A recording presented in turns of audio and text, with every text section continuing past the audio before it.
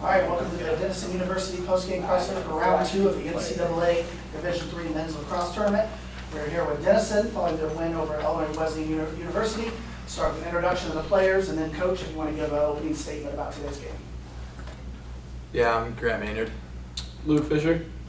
Yeah, I thought today was, we showed our depth. It was a great team win.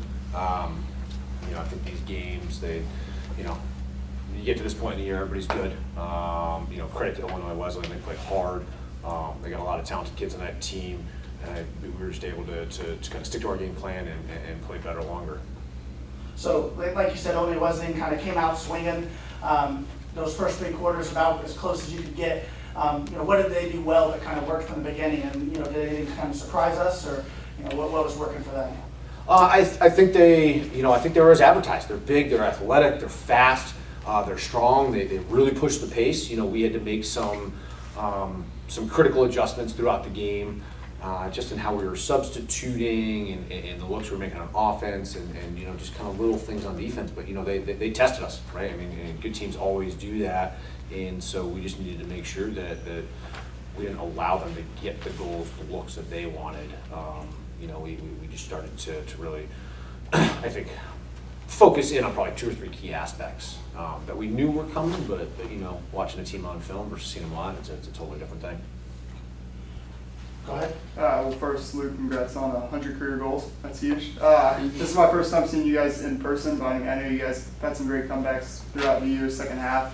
You had a big fourth quarter one today. Not really a comeback, but putting it out of reach. There's a really good group from top to bottom. Really all 4 teams here. But just talk me through kind of gritting that one out and doing it again. Another pull ahead in the fourth quarter. Yeah, like Coach was saying, that was a hell of a team we just played. But I think the biggest thing for us, we're a team that fights. We have 16 kids in our senior class, and they all contribute, and they all take us by the wing, and they lead us. And at the end of the day, we just, no matter what we're down, we're not going to give up. We're going to keep fighting, and it took a full team effort to fight for every ground ball. And Any other questions at the moment? Go ahead. So in the second quarter, you had that 2-minute penalty you had to kill. How important did you think that was, and at the moment, to make sure the lead didn't increase any? You got this one? Yeah. It was an important time of the game. Momentum was kind of shifting their way a little bit. They kind of had us on our heels for a little bit, and killing that penalty was very important for us. We kind of just dug our heels in. Coach prepared us with a plethora of different plays that they were going to have, and we were kind of able to stop it. Archer made some great saves. We talked really well, and we were kind of able to get it up and out and kind of shift momentum back in our favor. So it was important, but it was a good stop. What does it mean to you guys to be hosting a NCAA tournament game? What's the difference between playing at home in the postseason versus the regular season, and now having kind of the campus behind you to host the postseason game? What does that mean to all as players? it honestly means the world. That's just more time we get to spend with our senior class, more team bonding we get to do together, and more time we get to spend on this campus that we've grown to love over the years. So, getting to host these games means they have to come through us. They got to come play us on Deeds. I think this is the last year we get to play on that field before we move over to the new field, and we're blessed to have that new field. But we've had a hell of a time on Deeds, and it's running through us this first pod. Yeah, we're a very close-knit group. Everyone on the team is very close, and we're playing for each other out there. So being able to host an NCAA tournament pod is huge. You get to stay on campus. You don't have to travel as much.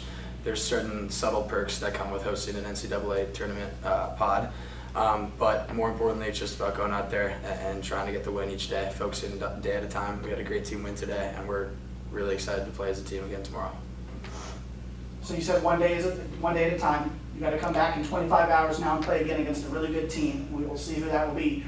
What does it look like between now and then, getting prepared for that game? What do you all do to relax and kind of recover from the day, but knowing you have to come right back and battle tomorrow? Yeah, I think the key is day at a time. Let's take it an hour at a time, right? These guys are gonna go spend some time with their friends and family at the tailgate. Enjoy that time, and they'll sit down and they'll watch the game. I think for us is just not getting ahead of ourselves, not thinking too much about the next phase, right? As coaches, we're going to sit down, we're going to scout.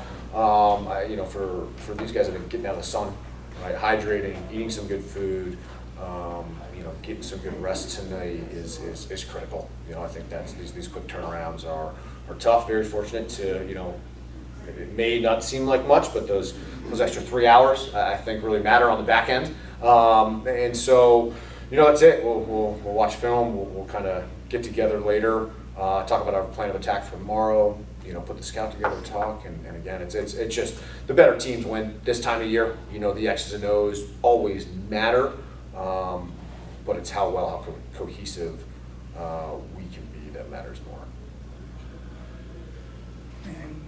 Any other questions? All right, thanks, guys. Appreciate you. Thank you. Time. Thanks.